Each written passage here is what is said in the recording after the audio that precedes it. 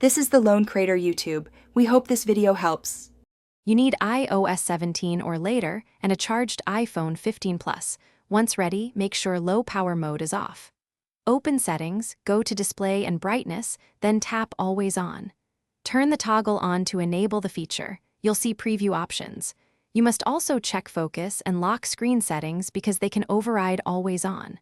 Once done, make sure your lock screen wallpaper and widgets are compatible, so the display behaves as expected when Always On is active. Now configure how Always On looks and acts. Tap Options to adjust dimming and whether the wallpaper stays visible versus a simplified view. This saves battery while preserving glanceable info. Pick which widgets appear on the lock screen and whether notifications show full content or just icons. Then check Tap to Wake and Raise to Wake so the screen updates predictably. Once set, test by locking the phone and waiting 30-60 seconds to confirm the Always On layout and update frequency. Finish by monitoring battery and visibility for 10-15 minutes while the phone is idle. You'll learn real battery cost and whether dimming is sufficient.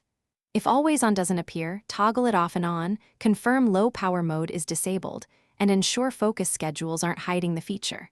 If problems persist, restart the iPhone, check for iOS updates, or reset display settings.